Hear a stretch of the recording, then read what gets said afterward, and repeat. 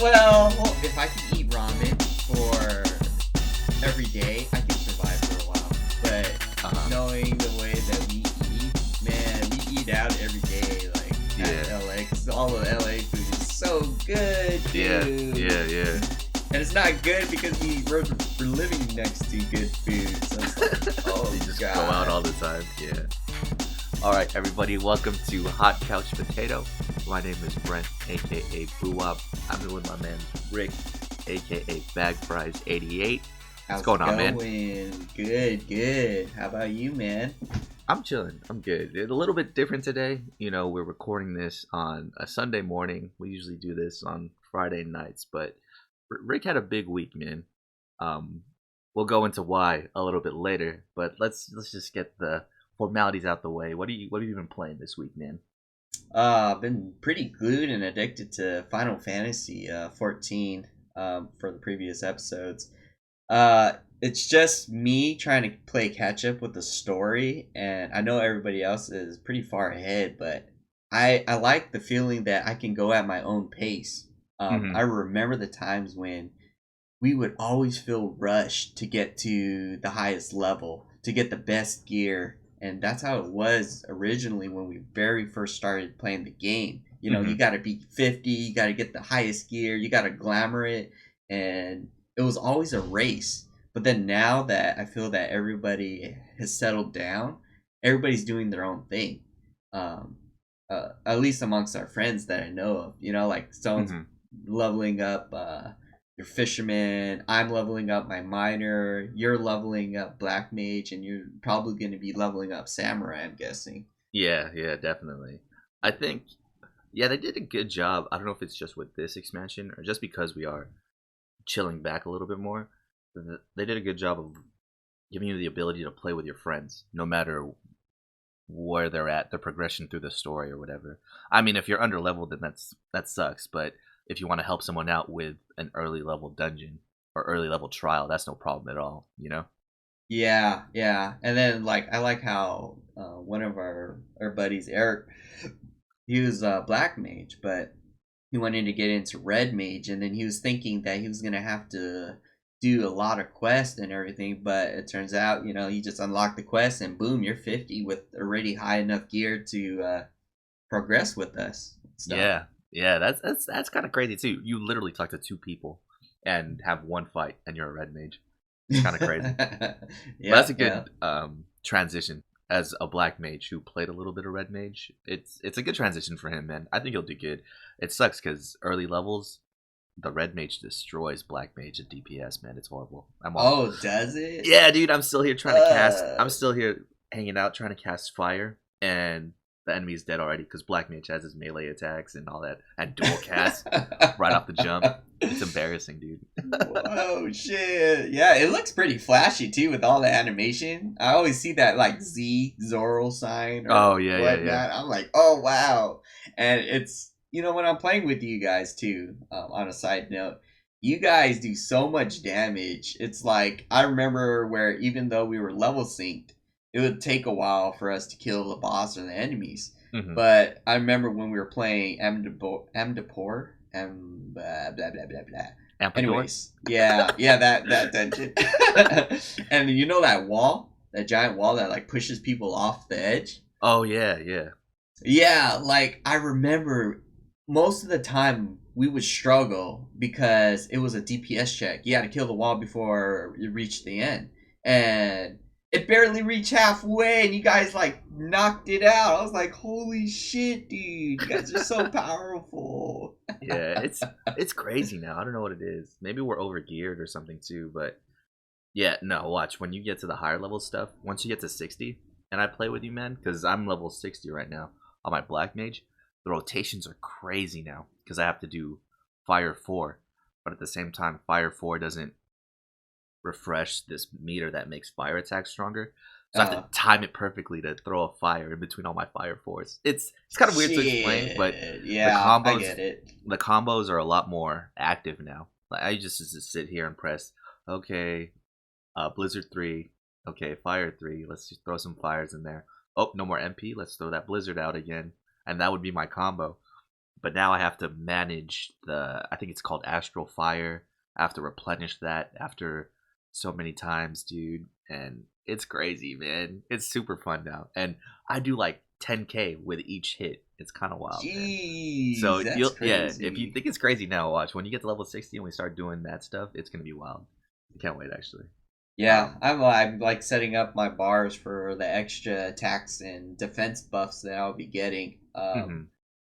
But yeah, when I was like looking at the like samurai skills, I'm like, man, these there are a lot of skills, and I've noticed that samurai is not positional, and I'm not sure if they took it away with the dragoon or the monk, but I Mhm. was just glad seeing that like I don't have to worry about being behind and being at the flank to Oh do yeah. the most damage. You could just attack right away. Yeah, yeah. I think later on there is, but it's Oh, it's okay. it's a little bit overwhelming, man, right? Yeah. For when you get these new jobs that are just straight out the jump, level 50. Because you have all these skills and you're just trying to figure out, okay, what the hell am I doing? Whereas when you initially start the game, you get each skill at a time. So you get one step in that combo at a time and you get to learn and build as you go up. Uh, that's what I think I missed about getting the jobs at level 1.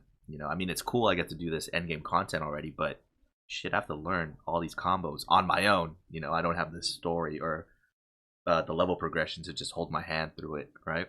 Yeah. Which is Yeah. which is why I think the Palace of the Dead is cool, because then you start over from level 1 and then you get to do that learning of your combos over time. So Yeah. yeah, dude, Yeah. I think it's sick. Also, yeah, I think it's kind of tricky too for the Palace of the Dead. Like for a person who doesn't know the class, like when I was trying different healer, Mm-hmm. like I didn't know what the icons were, or the actions were, how to heal properly, and everybody was just rushing through, just to get to the end.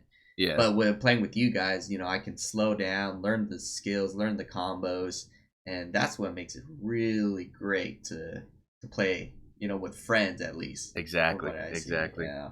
Yeah, and just the banter, man, between fights and during fights and stuff. Like when I was standing in that corner when I was a black mage, and I said, "Yeah, I'll just stand here and throw my fires. You do your thing, right?" And you pulled the enemy to that corner.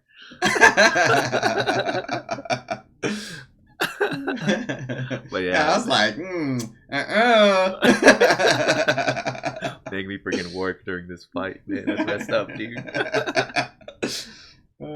But yeah, like Final Fantasy is just super fun. It's taken over both our lives. I think yesterday I had a bunch of plans and I canceled all of them just so I could sit in here and play, man. I mean, Fuck. since the game came out, I've just had things going on every weekend, and then during the week, I don't get that much time to play because of work. So I said, you know what? I'm gonna take this one day to just stay home and play for the whole day. Perfect day, dude. Perfect day. A new perfect day. So it's crazy. So it's crazy, man. It was crazy. I mean, and I thought it was cool, because I beat the boss for Heaven's Ward, and the credits started playing. So I was like, yes, man, I get to go to this new area, do all this new stuff in Stormblood. Psych. There's in between missions between Heaven's Ward and Stormblood that I got to do now, and Shit, you gotta unlock the next bro, patch. Holy shit, dude. there's there's like 50 of them, man. Oh And I'm not even halfway. wow. I'm not even halfway. I mean, it progresses the story, which is awesome. I mean, I think now I'm spending my time in reading the story and actually paying attention to it, and it's actually really good. The story for Heaven's Ward was really good. Um, so I'm taking my time with it a little more, but I kind of just want to get to the new stuff in Stormblood, man. Yeah, like all my coworkers were talking about the new maps and the new areas in Stormblood, and I was like, "Fuck, dude! I just started Heaven's Ward." But Yeah, I like how I remember when Heaven's Ward released, and it wasn't a lot, but it was just enough for the patch to be released, and I was like, "Dang, is that it?" But turns out they were just working constantly yeah, on releasing new stuff, throughout the entire year, and I was like, wow, like it became like a full blown, game after that point. Yeah, I think that's the cool part is they consistently added stuff. Because I know fresh out the gate when they had Heaven's Ward come out, the story probably did end right at that ending credits part that I saw. But throughout time, they wanted to advance the story more to get to the next expansion, so they added all this new stuff over time. I think in the .1 or .2 patches that come out. So good on them, man. I mean, we pay a subscription, so they might as well keep updating it without just the big expansions, right? Yeah, and they continue to provide the support and releases. That's what's pretty good. Yeah, yeah. And so me too, just like you know, heavy on that Final Fantasy 14. I was going to ask you, what game have you been playing, No, my yeah. friend? You don't even need to ask that question. I think we're both on the same train right now. But I want to echo what you said about it's a lot more chill this time around when you're playing. You don't feel that rush to kind of get to the end. Yeah. And I feel the same way. I think I read somewhere during the week that said uh, Final Fantasy 14 is meant to be played like a regular Final Fantasy game, you know, on your own kind of. That's why when you do those certain missions where you could only do the duty alone or you could only do that certain trial alone, that's Yeah. why that's the way it is, because they want you to play it kind of like a Final Fantasy 7 or a Final Fantasy um, 13, where it's single player in a multiplayer world. It's kind of weird to think about, but once I started playing it and just doing the story on my own, it made a lot more sense. So Yeah, yeah, that's what I've noticed too. But on a very side note, um, like when you go through the main story and you have to do the dungeons where it's like a 4-man team. okay, yeah. Yeah, where it parts from being solo to playing with other players. I still get kind of nervous. I think it's it's from my like traumatic past of playing back in the day. That was when people would leave the party if you didn't watch the video to play the game. Yeah, And yeah. yeah, you would always expect to go in a dungeon blind and, like figure things out together as a team. But there were a lot of elitists back then, and, they wanted to beat the dungeon, but they wanted people who've been experienced. So they're asking for experience for a dungeon you never played. So it's like you're applying for a job. And it was just nerve wracking too. Like they had that pressure. Like as soon as you mess up, they say, "Oh, you haven't played this dungeon," and then they would leave. Right Hmm. in the middle of it, and that's what like got me a little bit nervous. Still, like it still kicks in. Like when we queue for a dungeon, I'm like, "Fuck, I don't know what I'm doing. I haven't watched the video." But then I have you guys to like give me the confidence to start playing, as a team again. Yeah, yeah. And I think that's good, man, that we all go through the stuff the first time, especially for you playing as a tank, you know. I know Yeah. for me, I'll just jump into these things and do my combos here and there and not die, and that's enough. Um, but for you, I definitely think that's a valid point. How you have that pressure since you are the tank, and a lot of stuff depends on you. You know. Yeah, and I enjoy exploring things, exploring new dungeons, finding out what the mechanics of the boss is. But I just always hated that back in the day where it's like you have to, review, you have to watch a video, you have to research the dungeon before actually going into it. And I was like, there's no fun in that, Yeah. um, in that stuff. Yeah, that's no fun at all. And I think it's died down a little bit just Oh, a because lot, yeah. yeah, just because, you know, when you do get into these dungeons now, even if you're the main tank and it's your first time, the DPS don't care. As long as they're not dying, then they're cool. And everybody's over geared at this point, so it's really Yeah. I was amazed yesterday after or last night after you jumped off, we did Danny, Eric, and I did a dungeon. You know, we're 3 DPS. So Eric wanted to do a dungeon, so I was like, okay, man, I'll jump onto a healer real quick. And we did this dungeon, bro. It was so weird. I was pressing one button the whole time, healing the Self tank. heal. Yeah, no, it was. I think I was just using cure on the tank the whole time. Oh, and the thing with that too is the tank was losing aggro to Eric because he's a red mage, right? and he was Yeah, he was doing all doing this a lot damage. of damaging. Yeah. Exactly. So he was taking all the aggro away. So ultimately, I just ended up healing Eric. I was just like, okay, here you go. Won't heal the tank anymore. But and we weren't hard on the guy. I mean, when we were in TeamSpeak, we were like, okay, this guy's new, but we didn't go in the chat and be like, hey, you got to do this, do this, do this. Yeah. And I Yeah. like that. That's the attitude that it seems the community is taking now. Granted, we're not at the end game stuff, the stuff that really matters. So it might change the closer we get to 70. But for now, I think it's really chilled out and changed for the better for sure. Definitely. I think you forgot to mention that game you're playing this week, man. Uh, which game? The one with the romance confession?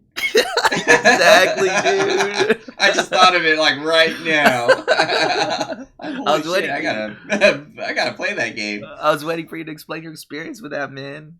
Oh How is shit! that? Did you beat it? No, I haven't. I only watched you play it at your house, man. So what we're talking about is this game called Confess Your Love. I want to say that's it, right? I love romance games. It's this free game on Steam. We always know Rick's trying to find his wifey in whatever farming game is out there.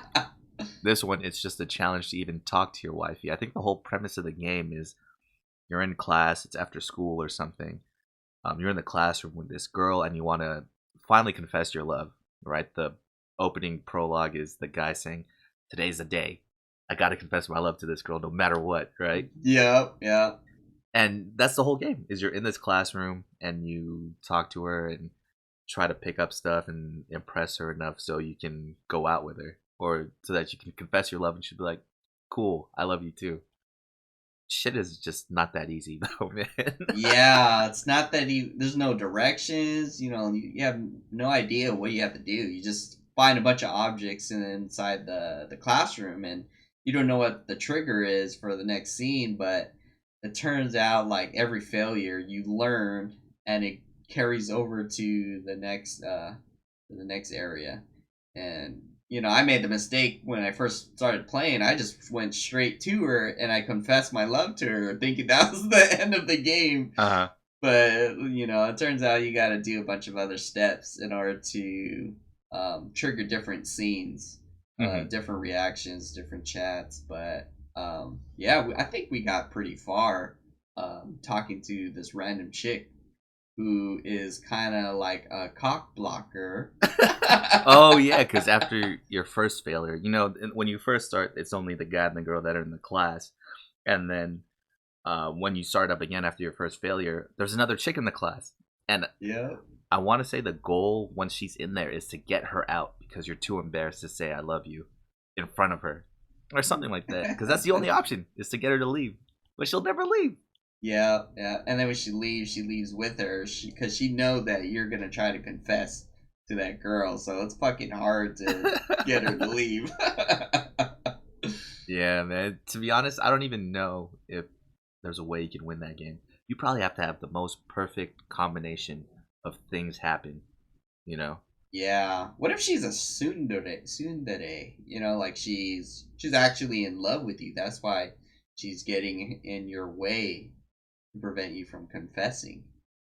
Dude, if they fit that into that game, I would be amazed, honestly. It has something to do with that cup that we keep taking from her. Well, who the fuck brings an empty cup to school, anyways? Yeah, man. You know what? Now that we're talking about it, I might download this game and play it just so I can see how many times I can mess it up. But it's funny because every time you fail in a different type of way, they put this post-it note or a flag on this corkboard in the classroom so you can see how many times you failed. It's so funny, man. I think I failed like 4 times already. Yeah, man. But the game is fun. It has these. I think it's an isometric view. It has these pixely anime type of sprites and stuff. And what was that you mentioned? Tsundere? Is that characteristic of a certain anime Oh yeah, girlfriend my type? little anime perk came up, but yeah. So it's like they try to they don't express their feelings that they're trying to express. I don't know how to put it. Oh, is Like this a it's like some usual? polar opposite. Yeah. Okay, this is a usual trope or characteristic in anime In storytelling or anime, something. yeah, like they're pretty like negative, or they're pretty they treat the protagonist pretty badly, but in reality they're super in love with that person. That's like some elementary school type shit, man. Yeah, and then That's it goes all the crazy. way up to high school. Yeah, see, I watched this documentary about this Japanese actor, Toshiro Mifune. He just Uh-huh. played all the samurai back in the day, Yojimbo, all that stuff.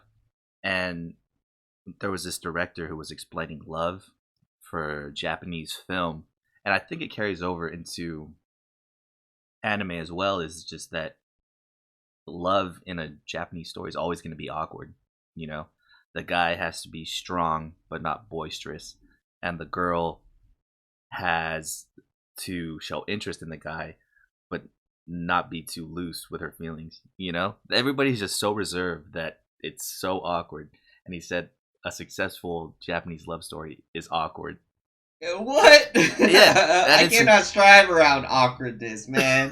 that's a good thing you're not in Japan, bros. But that was really interesting to me because it's true.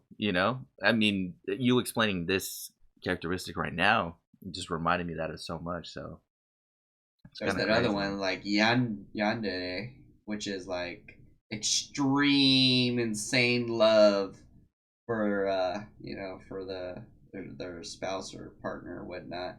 Oh, Um, is that like that simulator? The one where you yeah, kill all the other yeah, chicks? Oh man. yeah. That's extreme love where they're willing to go, leaps and bounds to remove any threats to their love interest. Yeah. Man, I think I downloaded that game in June of last year. I wonder what the developer has done to update that. I remember my favorite part was there was a Attack on Titan mode, and everybody would be giants except for you. You just run around the school trying to dodge shit. That's crazy, man. So, speaking of anime, and part of the reason why we're recording this on a Sunday is because Rick went up to LA yesterday. I went to Anime Expo. Yay. You don't sound too excited about it, man. How? Just Yeah. give me a quick overview, real quick. How was it? Quick overview. I would like to go in detail review, Well, but at first, just okay, okay. give me your quick impression, real quick. It's all right. It's okay. It's yeah, it's my first time, and I've watched anime, like almost my entire life. Like constantly on a nearly a daily basis. I would just Hmm. watch some random anime. So I was thinking, yeah, cool. I would be going to anime. And on a very, very side note, I went to Japan thinking, I was kind of like out of anime. Hmm. But as soon as I hit Akihabara, dude, I was in a building of anime for like 5 hours. Stuff that you And, never heard of before.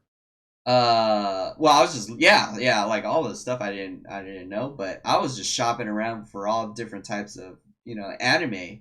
It was just like so many different floors of anime in one building, and I was Hmm. like stuck in that building for 5 hours. But we were supposed to be exploring the city of Akihabara, and we ended up, my nerdgasm just went on high alert. I was just fucking, oh my god, I bought like 3 figures and dude. Holy shit, man. But we're coming back to Anime Expo. I was thinking it was going to be something similar to like Okay. that, Yeah, yeah. same feeling, same stuff like that, but it was completely different.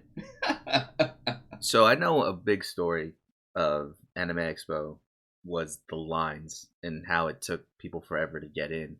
What was your experience like with that? So Horrible, you were stuck right dude. in the middle of it then, huh? Dude, we were stuck at the end of it. So, when we first got there, we parked in that area that our secret parking, in the back that no Oh, one okay. Yeah, really yeah. kind of knows. But anyways, we got in line, and it was at the side of the building under between the two halls, and we're Okay. thinking that was the line. So when we started moving pretty fast, and we turned out it was a line to go inside, but no one really knew where that line was. So we didn't have a badge. When we Mm-hmm. got to the door, we didn't have a badge, so we had to find out where to pick up our badge.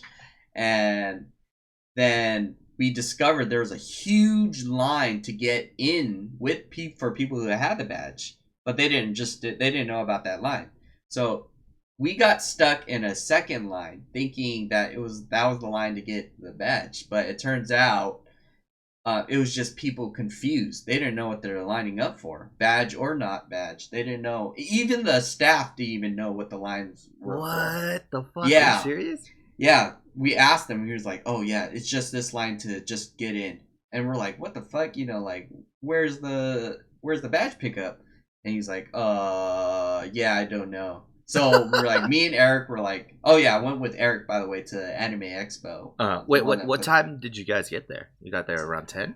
not like 9:10. We parked by like 9:20, and Okay. then we were there like essentially at 9:20. So then But 9:20, you line up for what you think uh, is gonna be the badges, but ends up going inside. So you get to going inside, so it yeah. was a super short line to go inside that Uh-huh. nobody knew. And then we got stuck in a second line thinking that was the badge, but this line was a line that nobody knows where they were going, so That's nobody was so moving. bad, man. Yeah. Yeah, exactly. So I remember this. People were starting to leave the line, and then the staff was trying to stop them from leaving the lines. But this lady was like, "Fuck you," you know, blah blah blah. You don't know what you're doing. You have no right to hold Just us. lost her temper? Yeah. So like Whoa. we walked out. We were following her too. And then we discover another line, and we're like, okay, we assume this is the line because nobody has their badges. So we get in line, and it turns out it was the correct line. So where we were in front of the convention center, Okay. essentially, of maybe West Hall, no, Mm-hmm. South Hall.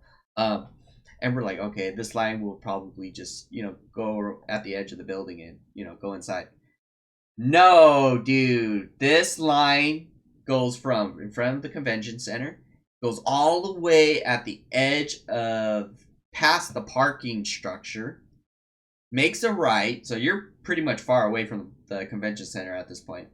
Goes all the way down the street, all the way to the freeway. And this was about almost 6 blocks away from What the the convention center. fuck? Are you Yeah, serious? yeah.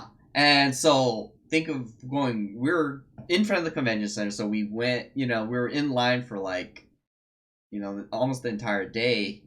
And then when we got all the way to the convention or to the freeway where the line curves, we had to go all the way back. And we're like, okay, we're almost there. We're almost back to near the convention. And then we looked. It turns out there were 6 lines, like over 100 people in each line. And we're like, oh my god, this is gonna take a while. So we wait in line for that, thinking, great, we're almost there. No, there's a tarp, and it is triple times the line. So it's like 6 rows, but it's triple times the length of the lines that we were previously in. And then so that took a good hour and a half going through that, and we're thinking, okay, now we got to be super close. But there's 6 more lines.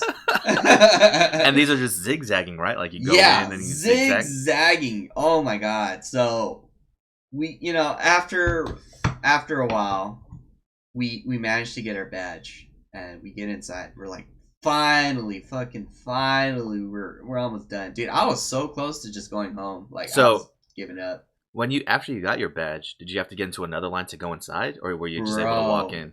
That is exactly it. What?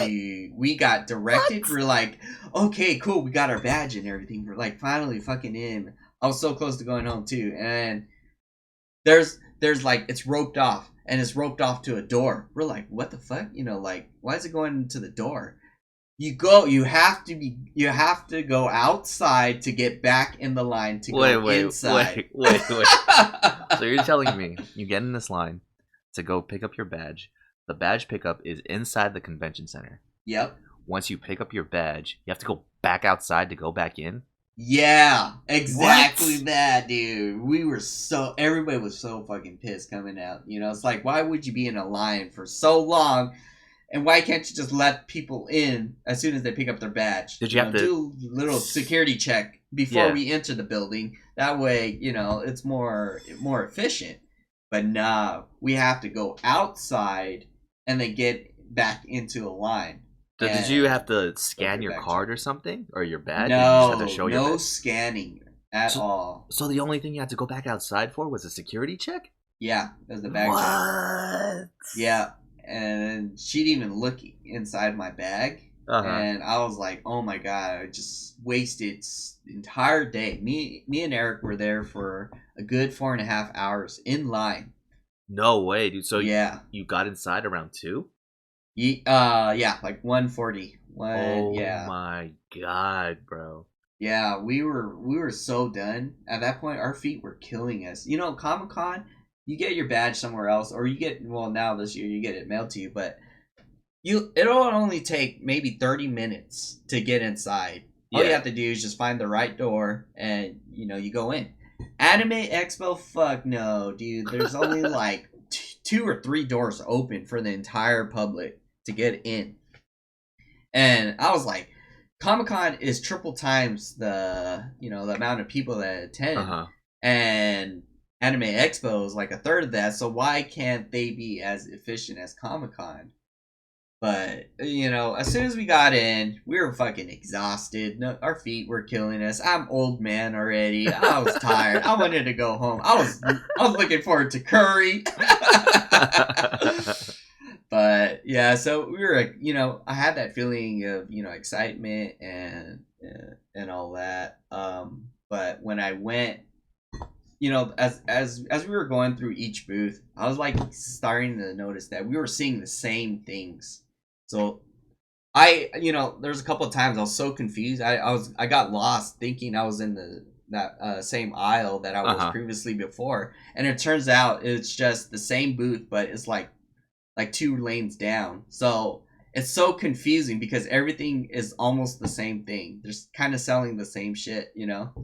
Oh, it's Um, like Comic Con with the T-shirt vendors and stuff.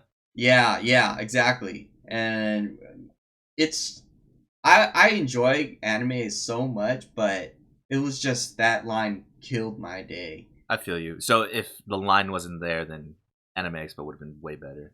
Yeah, and one of our friends who previously attended Anime Expo last year on a Saturday, they said the lines was not like this. You're able to walk in and then just get your badge and then go inside. But yeah. Oh, and then on a very side note, you showed us. I remember you showed us that video of Anime Expo, um, of something a little bit cringy. Oh yeah, yeah, yeah, yeah. So I read Kotaku, and Kotaku had this article about this web series about what it's like to go to a anime convention. And I watched it just for shits and giggles because I love awkward situations. The Office is my favorite show, dude. So I was gonna watch this thing. Oh man, it'll be funny. It'll just be satire, just like The Office is. And after I watched maybe a minute of the first episode, I said to myself, I cannot do this by myself. I gotta have someone with me. The cringe was way, way too hard. The series is called Too Kawaii for You, and it's kicking in with Rick on Friday, and we watched a bunch of episodes, and it's so bad. And it is a huge satire of what going to an anime convention is like. I mean, I've been to Anime Kanji here in San Diego. That was maybe 3 or 4 years ago, and it was kind of like that, not as drastic, but you definitely saw where they were picking up these different characteristics from people that made these situations awkward. Oh Um, god, yeah, they how were was it? everywhere. Yeah, was Anime Expo just like that show? Dude, essentially yes, it was like that. There was a lot of people cosplay, which I don't really mind, Hmm. but when we got there, we were seeing a lot of cosplayers. It was like almost 6 blocks, 7 blocks away from the convention center, and they were walking in their costumes, and I was like, man, I don't have the balls to cosplay and walk through the streets next to random strangers before even reaching the convention center. That's true. And oh, dude, I don't know what it is, but there was a lot of guy cosplayers cosplaying as girl anime characters. Was it good at least? No, well, like no. some were like really professionally had makeup and stuff, but it's like you can tell they're a dude. Some were, oh dude, there's a lot of stuff you cannot unsee. Eric was like blinded by the first time we saw one. Someone was dressed in, I think, Sailor Mars, and then we looked at his face, and it was a dude, and he had like hairy legs and shit like that. And I was like, oh god, this is what's gonna go down, I guess. And then I saw like a really fat dude, and I was like, no, first on the back it looks like a girl, Sailor Venus. So you're like, oh, there's a really fat Sailor Venus. And then you turn, you go look at his face, and it turns out it was like a man. I was like, oh my god. And dude, everybody, like they push and shove just to get in. I guess it's because the lines were super long, but people were actually more pushier than San Diego Comic-Con. Wow. Yeah. And I was like, I just had that feeling like a lot of people were very friendly, but half of them were kind of elitist. Like, they got to do their own thing. They look good, and they don't, stuff like that. But yeah, like if you have never heard of their favorite anime, which is this super elaborate one that no one's ever heard about, then what are you doing there? Type shit. Yeah, exactly. Or like they judge you for like just saying, oh yeah, I only watch Cowboy Bebop and no other anime, and people go crazy. Or like there's too many games at the convention, it should be only anime things, stuff like that. But yeah, man, let's get rid of that. Let's start it now, man. No more elitism in anything. If you like something, you fucking like something. Appreciate that with someone else, man. Yeah, we should start a campaign and elitism or something. Yeah, and I think that's how Comic-Con came out. Or is a little bit trying to portray, like I'm seeing a lot of geeks come out of nowhere thinking, oh yeah, these people don't watch anything, but it turns out like they're super crazy for Doki Doki Chan or something like that. I think the guy ahead of us was actually like an old police officer, and he was into, I forget what anime, but yeah, his wife was into like one of the animes called Soul Eater. But yeah, so Anime Expo, it's crazy. I love anime, but man, these guys take it up a notch to where your comfort level is like pushed to the limits. Yeah, but you gotta respect that, right? If, no doubt. Like willing to go out there like that, they're willing to, do that, and I don't mind that at all. I just hate the lines of Anime Expo. It's super crazy, just ridiculous. But once you got inside, it was cool? Or were you just so jaded by the line that... Yeah, I was like, I was pretty biased at that point. I was like, I want to go home. I don't care about this. But, oh, wow. Like for a guy that watched anime all of his life, and for visiting Japan, I really truly love anime, but Anime Expo, I don't mind missing. In a sense, but yeah, it was cool. I bought myself a chicken. A toy chicken? Yeah, like a plush chicken. I thought you were talking about you bought yourself. Oh no, not a real chicken. But I think a chicken is actually my spirit animal. Well, not even a real chicken, but like some fried chicken to eat or something. Oh, wait, what? You bought chicken? Oh yeah, I actually bought chicken for Poco's. Oh, nice, dude. So it's because farmer life, man. Hashtag farmer life for you, bro. Yeah. Oh, I guess it's from that. Damn, dude. I guess I am a farmer, man. So you have your cow from E3, and now you have your chicken from Anime Expo. You're gonna get like a goat or a sheep from Comic-Con now, man. Yeah. Speaking of E3, Anime Expo was in the LA Convention Center, just like E3 was. Dang, that was just 2 weeks ago. Yeah, dude. What was more crowded? Everything. Well, no. Which convention was more crowded, E3 or Anime Expo? Oh, Anime Expo definitely takes the Oh, cup, really? dude. It's almost on par with Comic Con. Just the way, there's so many people, so many lines, and the way the structure, where the booths are all set up. It gets really crowded walking to different types of booths or areas. It just gets so congested. Mm-hmm. With that area. Um, Anime Expo, it was pretty congested, but you had room to walk like different spots or different areas. You can walk around the crowd, but everywhere it was just really congested. Mm-hmm. In regards to E3, like E3 was almost like nothing, and I was like, damn, that's a huge crowd at E3. But Anime Expo, dude, oh god, man, there's so much stuff, so many people. Was it because were there free giveaways and stuff that people were lining up for and all that? Yeah, no, there wasn't even any giveaways or much What? giveaways. It Uh huh. was like everything was kind of like a vendor in a booth. Like they sell products, but the ones that were hit up the most were like the really popular names like Bandai, Persona 5, Mm-hmm. Bandai. Or I said that already, but yeah. So everything felt really congested and crowded, but it's felt so big, and I don't know why. I guess it's because there's like more booths Mm-hmm. than E3. E3 was set up to where there's enough space for people to walk and less. I guess there was less booth, but there were so many booths and it felt huge, dude. I was like super tired. My feet were gonna give up like halfway in the convention center. Oh wow. Yeah, and I was like, "Oh my god, we still got half a way to go." And then when we finally kind of reached the end, I was like almost done. And then at that time, Eric wanted a shirt that he had his eye on, but it turns out we didn't remember where that booth was, so we spent another hour like going up and down backwards, Just going, backtrack your steps. yeah, dude. And we were just like, I was like, oh my god, my feet are killing me. But in the end, we eventually found the booth where Nice. they were selling his shirt.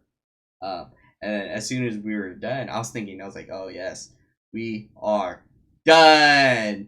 And then we were about to leave, and I was like, oh fuck, dude, there's another hall. Oh, what? So that you guys were just in South Hall that whole time? Yeah, What? we spent the entire day just trying to like go through the South Hall, but as soon as we were leaving, it was like almost 4 or 5 o'clock at p.m. Uh huh. And we're like, "Fuck, there's another hall." I totally forgot, but Eric was saying it was mostly for entertainment, games, and that stuff in a sense. But Oh, okay. we So were you guys just skipped walking, that one? yeah. So we Okay. went there, and I was like, "Oh man, we'll just have a glance since we're already here." Mm-hmm. And I was like kind of out of it. And I was like, why are all these people standing parallel to the doors?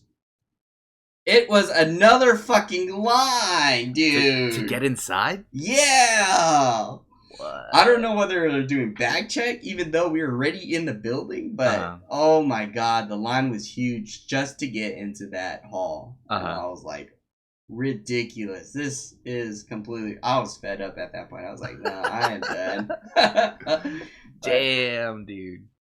yeah, I saw there was a lot of cosplayers, but there was only a couple that were able to pull it off well, Mm-hmm. Um, and I managed to take a couple pictures of, of my favorite cosplaying characters, not Which the ones? cosplayers, like Which ones were they? Lightning for Final Fantasy. Oh, there was a good lightning out there. Yeah, yeah. Me and Eric found a good Lightning character, Nice. um, and this other one was like a virtual YouTuber called iChan, and someone dressed up as her, and she pulled it off pretty well. But Is that the one but with the green hair that does the dancing and shit? brown hair with a Oh, bow. okay. Oh, that's Miku, by the way. Oh, Yeah, okay, okay. yeah, yeah. So, and then Eric managed to meet his favorite streamer. I think it's a stream. She's a Oh, okay. streamer. She's called like Mini Me, Uh huh. or yeah, yeah. So and then after that, we were pretty much set for the rest of the day. But thinking about Anime Expo, I enjoyed certain parts of it. Uh I huh. think the lines is what killed me the most, and I'm just glad I wasn't in. I wasn't feeling the same feeling how I was in Japan. Like when I got to Akihabara, I was like totally obsessed with looking at stuff, buying stuff, and taking stuff. Hmm. But there, I was mad. I was able to walk by and not spend as much as I did. But I That's did pick up a Reinhardt shirt, so I'm gonna okay. be Nice. rocking that soon. I was gonna say you had to at least get one thing, just to say that you got something from Anime Expo, right? Yeah, yeah, and it turns out it wasn't even about anime. It was about Overwatch. Overwatch. That's all right, man. No, it's something, right? It's something. Yeah. So all lines, everything put aside, you did have some positive experiences. You got to see some cosplayers and stuff. Any new anime discoveries? No, there were actually it was mostly on kind of like old anime. Like it was mainly like Dragon Ball Z, Sailor Moon, just the very popular anime, but not the latest and greatest. Like we were expecting to see My Boku no Hero Academy, which Mm-hmm. is like a superhero anime, but we barely saw anything relating to that, even though it's really popular. Um, and so it was just playing on what's really popular in the previous years versus Oh wow, what's up and coming right now. yeah. Isn't that on Hulu or Crunchyroll too? I think so. I think the first season at least. Oh okay. It's really good. You should check it out. I definitely recommend it. It was hard for me to get into it too in the beginning, but Yeah, like later on, it just reminded me a bit of our cool game, City of Heroes. yeah, yeah. So that's cool, man. I mean, I think regardless, it's an experience, right? And at least you got to go and do it firsthand, lines or Yeah. not. I mean, I Oh, heard absolutely. some pretty bad horror stories where people got to the convention center, I think at noon or something. They had to Golly. wait in the lines that you waited in, and they didn't get in until 5, and it closed at 6, I guess. So they were only there for an hour. Exactly that. Yeah, Exactly that's that, so bad. dude. Yeah, it's like you expect you to just go in and then go out, but I was angry at that where they directed us back outside after we picked up our badge. Yeah, yeah, I that was like doesn't sound. super frustrated. Yeah, that sounds fucking horrible, man. Yep. But good on you, man, for going out there. I know for me, I think Russ explained it best yesterday when he says he feels like a filthy casual when it comes to anime. Because I'll watch it, but I only know two or three things. Going back to the elitist thing, I think if someone goes, "Oh, you watch anime?" I go, "Yeah, I watch like Attack on Titan," and they'll just scoff at me or something. Yeah, yeah, yeah. That's how Because everybody exactly watches it that is. shit, right? Yep, yeah, yeah. And I was like thinking I'm like pretty into anime, but apparently not, Yeah, Just man, because you because watch a lot of anime it doesn't make you an anime fan, I guess. you're my guy, man. Whenever I'm thinking about, oh, I should watch an anime, I go to you, dude. Wait, isn't there a website too where you can track all the anime you've watched? Yeah, I still log to this day like my anime list, Uh huh. and I'm still missing some, but dude, I watch almost my entire life. It even shows The how date much that you entered it hours. and stuff. Yeah, Oh my like god. See, I that's mean, another place for elitism, right? People can track that shit and they can be like, "Let's see your my anime list, how it compares to mine." yeah, they're like, oh no, I watch more, and then I'm like, no, bro. I show them mine, and they're like, oh, okay, you must be a weeaboo. I'm like, what the fuck? I'm not trying to speak Japanese. I'm not trying to dress anime. So what are you talking about, bro? That's funny. So, Anime Expo, not great, not bad at the same time. I'm glad you got to go, man, because I know how into anime you are. Yeah, thanks, Um, man. It really tests your nerd level, though. yeah, Really. I'll be interested to see how it compares to Comic Con coming up here. We got 2-3 weeks until it's up. Damn, dude, hitting a convention every 2 weeks. I'm guessing. I Yeah, guess. that's wild, man. That's wild. I can't wait. I mean, I didn't get a 4-day pass this year. I just got a Thursday and Friday pass. Yeah. I might even just sell my Friday pass, but I'm excited to go, man. We might have to start a countdown for that, dude. Fuck yeah, dude. We'll start the countdown next week for Comic Con, which is gonna be like 14 days. Not even that long. Well, we'll start it now. Comic Con is on Like the July 20th. 21st or something. Yeah, the 20th. So it's Oh, the 20th. Holy 18 shit. days. 18. Oh, we'll start. Dang, dude. Yeah, we gotta start now. 18-day countdown till Comic Con, dude. Dude, and that's gonna be PlayStation Experience tomorrow. Oh, I know. We gotta keep our eye out for tickets for that. Yeah. But yeah, man. So that's good. Dang, this episode's gonna be long because we still have one more thing we got to talk about. I feel like we've been putting it off for like 2 weeks because we Oh. just keep pushing it back. But we have to. We have to. I just had a vent a little. My bad. I went off No, on a you're good. tangent. I was like, Anime Expo, thinking it's gonna be one thing, but it completely blew my shoes off. Yeah, I mean, I was definitely interested to hear about your experience. I mean, like I said, my only experience is Anime Kanji, and that's like a fraction of what Anime Expo sounds like. I think Anime Kanji was 2 or 3 rooms, Yeah. and then they had a bunch of conference rooms where people were watching their favorite anime together. So the weirdest thing, by the way, is I mean they had the maid cafe and the maid pool parties and stuff, which I didn't mind. That was all right. But what kind of got me weirded out was there was this viewing time for hentai, and everybody could watch this hentai movie together. And I'm here looking at the program thinking, what the fuck is going on, dude? Can you imagine that, dude? Like watching hentai with. I do not like watching that stuff with other people. It was like, what the fuck? Why I don't even like watching that stuff. I was like, It's like sitting too close to somebody, your leg touches theirs. You're just all weirded out, dude. I don't know, man. That's what kind of went too far for me. But yeah, everything else is cool, man. I would understand if it was like in a room filled with girls, but if it's like all sweaty dudes. Wait, what? So if you're watching hentai with a bunch of girls, it's cool. It gets a pass. But if there's It would make it awkward as shit, but I think it'd be I wouldn't do it either way. But anyways, we got to talk about esports finally.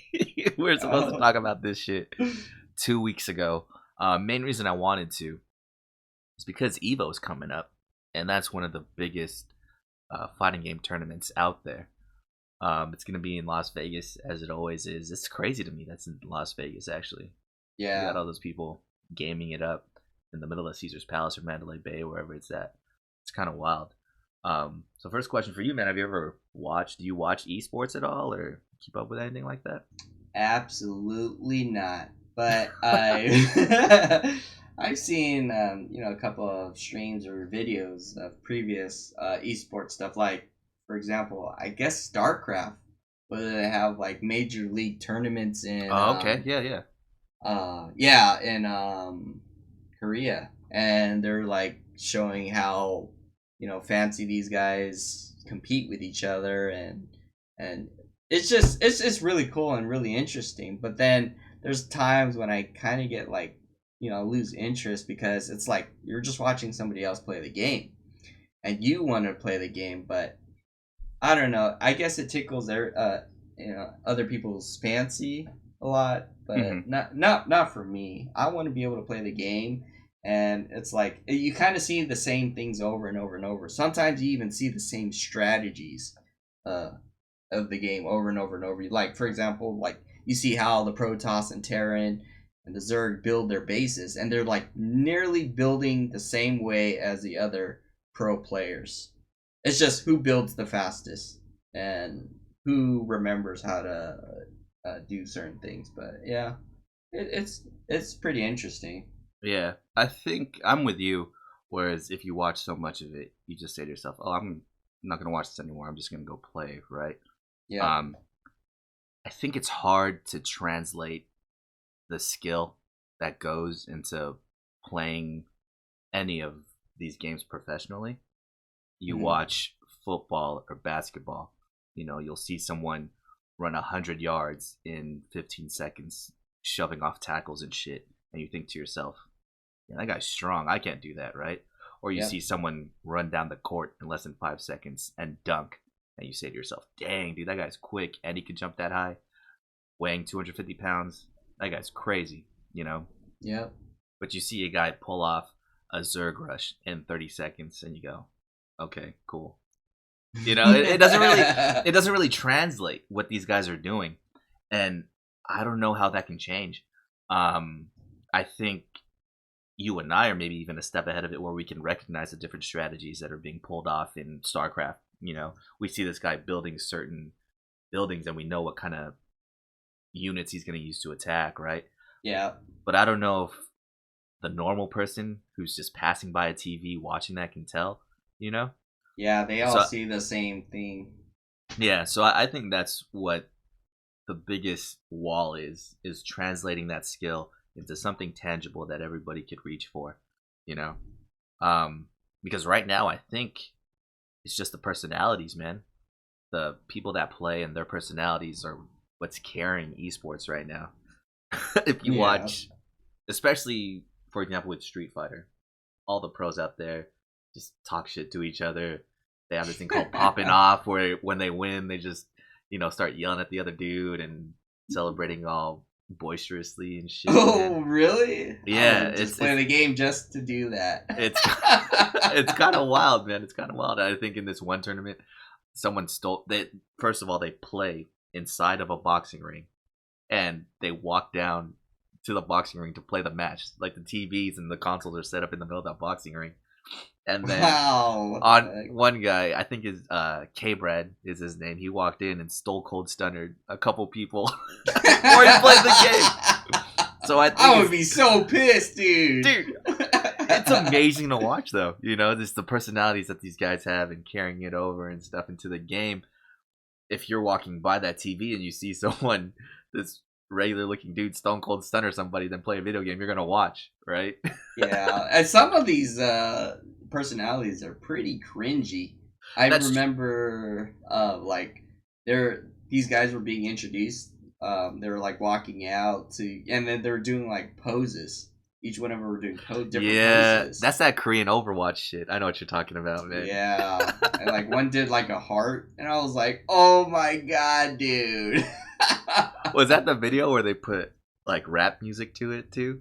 I think so. So it's Yeah. this Well, rap one music guy. that's hard as shit. And these guys Yeah. doing like hearts and fucking putting their hands under their face and smiling and shit. Yeah.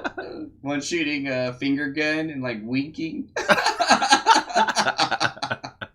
Like it's gonna capture someone's heart. I was like, oh god, dude. See, but that's the swag, man. That's that personality. That's that style that I think is the most drawing thing for the outside looking into these things. I mean, it may be super dorky and super cringy, but it'll get people's attention, you know. And I think Yeah. that's what they got to capitalize on more.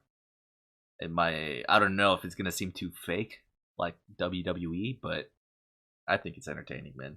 Yeah. And I think too, just thinking about that right now, it sounds like it's like a whole society separate. You know, we have a Yeah. society that finds it cringy, and then we have a society that accepts it truly as it is. Hmm. So I don't know. I felt that's how I actually felt. Anime Expo was like they were a society of its own. You know, they accept each other, and I accept it, but it was just certain times when I found certain things very cringy.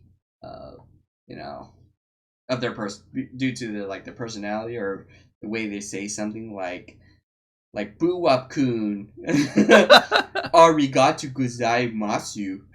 I'm like, dude, you don't know Japanese, man.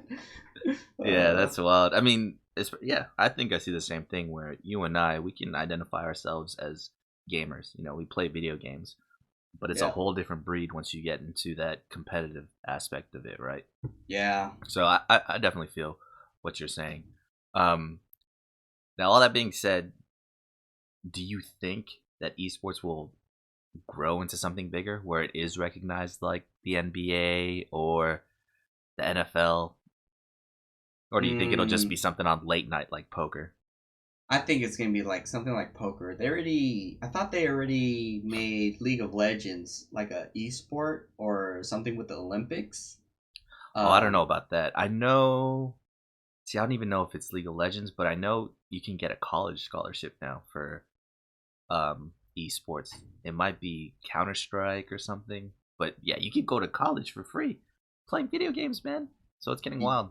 yeah, yeah. It's really tough to say that this will take off. Like I know there's a lot of gamers out there, Hmm. but I would say the majority of these gamers are on a casual level, and it's just the way they accept it as esports. Like personally, I don't find myself spending the time to watch esports.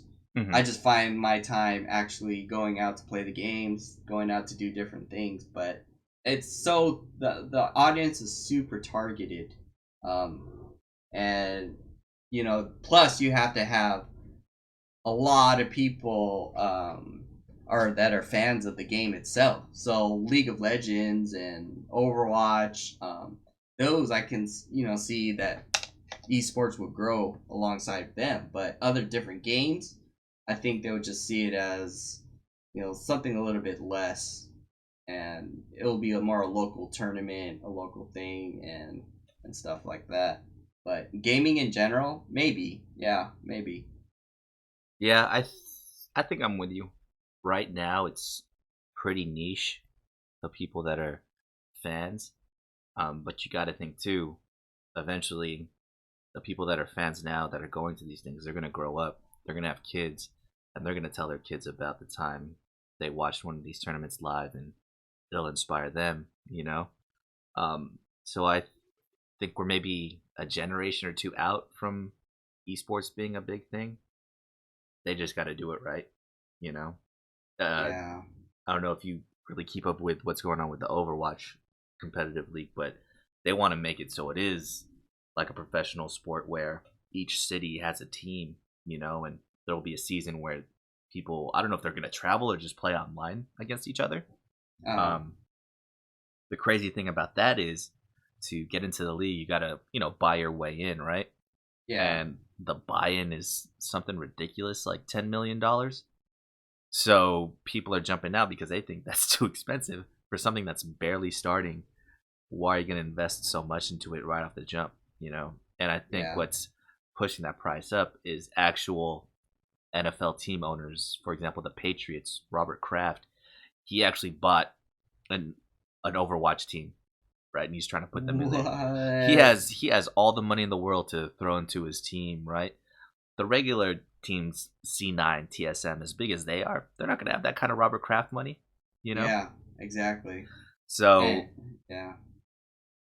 I think if they do it right, they give the people that made esports successful, they let them keep growing like they are organically without having to spend millions of dollars. I think it'll definitely get in there, man. Yeah. And just bringing up one more point too, like I think yeah, it's just going to have to depend on the game because a lot of people have to be interested in playing Overwatch and StarCraft and League of Legends for it to be uh, professionally, you know, increasing in the career. Um, so like if you compare it to maybe like basketball, basketball will always be basketball. That's why they will always have that one team. But if like like you're saying they have that professional Overwatch team, and then suddenly the game dies down in a couple of years, Mm-hmm. then they're just gonna have to find a game that where the world is interested in, and then Yeah, assemble a new team based off that. that's true. I see that too. I think you'd make the same argument for regular sports, though, right? Because baseball's not as popular as it was 20, 30 years ago. Yeah. So, I don't know. It's very interesting. A lot of economics in it that I don't think we're qualified to talk about. Um, but yeah, I think maybe in 40 years, esports will be huge and we won't be able to get away from it.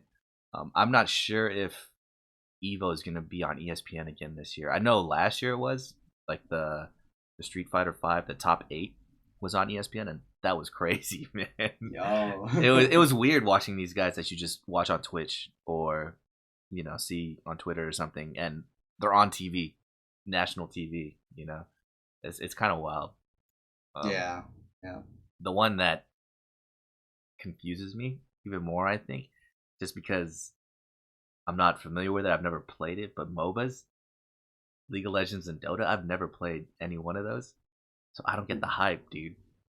But those are I huge, man. yeah, I tried it a couple times, but I don't know. I I know how it's a good game and everyone enjoys it. It's pretty addicting, but to me, I'm like, man, you can play the same kind of maps repeatedly, but I don't know. It's super popular. It's super crazy, and I Yeah, remember when it wasn't super popular or super crazy. yeah. And it's funny. So the biggest, I think, tournament that there is for esports in general is called the Invitational, right? This is a Dota 2 final, I think, and they have it at an actual arena, at the Key Arena in Seattle, man. This is the same place. What? This is the same place where the Supersonics used to play, man. And they're selling that shit out of people watching teams play Dota 2. It's crazy, man. Oh wow. Yeah, it's wild to me that this happens. We just got done talking about how niche the community is, yet it could sell out a building that the Supersonics couldn't sell out 10 years ago. Yeah. Yeah. It's crazy to me. Um, and you got to think there's a lot of money behind this, right? Uh, Let me tell you, the prize pool for the international is in the millions of dollars, dude. oh wow, Yeah, I dude. think last year, see who won last year? Last year, this Chinese team won, and they got $9 million, over $9 million in prize Oh money, my bro. god. It's Playing crazy, man. games? It's crazy. And what makes Holy it crazier is Dota 2 is already established. I mean, yeah. you're getting that much money because it has been around for a while. I mean, I think the first invitational was in 2011 or something like that, 2010. So it's Uh, been out there for some years. You're just starting the Overwatch League, and you want people to pay at least 10 million to take part in it? No way, man. That's what I'm saying. It has to Yeah, be super crazy popular, and the yeah, world has to be playing this stuff. yeah. They just have to do it right. I think Blizzard is, you know, they're in. Well, they're not even just Blizzard anymore. They're called Blizzard Activision now. They're just too invested into the money, man. They're just trying to make these money grabs, Yeah. like in Call of Duty with loot boxes and shit. I mean, Yeah, they stole my money. oh man, so it's crazy. Like I said, I think it'll take some time. They just got to do it right. They can't be too greedy with it. Um, and I just think it's cooler and cooler the more regular sports people start recognizing it. Like Robert Kraft, uh, Rick Fox, who used to play on the Lakers, owns a team. I think Shaq is invested in a couple teams too. So it's and wild, this, man. yeah, and this is what I mean. Like you wouldn't expect these people to be playing games or and all that, but now that like they're coming out and showing their interest in games, I really enjoy that kind of stuff. Yeah, yeah. I mean, it's just another investment, right? It's like you Yep. got all this money, you want to make it grow. How are you going to do that? Invest in esports. So they know something that we don't, obviously. Like I said, we're not qualified to talk about the economics behind it. Um, but it's just like how people invested into Facebook, right? Because they knew it would make them a bunch of money down the line. People are Yep. investing in esports right now because eventually it'll make them an ass ton of money, man. So it'll be Yep. interesting to see where it goes. I mean, for now, I think I'm going to remain a casual observer. I'm definitely going to pay attention to Evo. I mean, I suck at fighting games, but I can appreciate the skill that someone takes to those. Yeah, I really enjoy that too. It's like, man, you're finally showing off your ability to play games at a professional level. Yeah. I mean, maybe if Final Fantasy 14 has an E League one day, maybe we'll join that.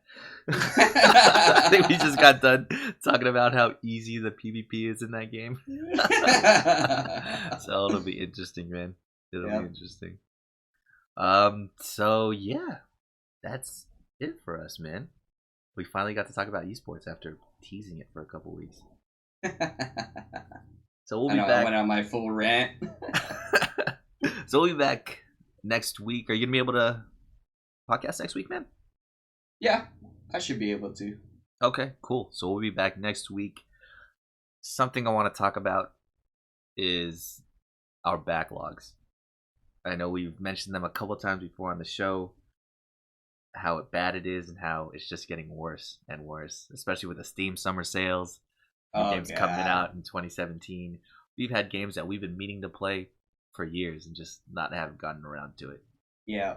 So it'll be interesting, man. We'll prepare our lists and go over why we haven't played them yet next week.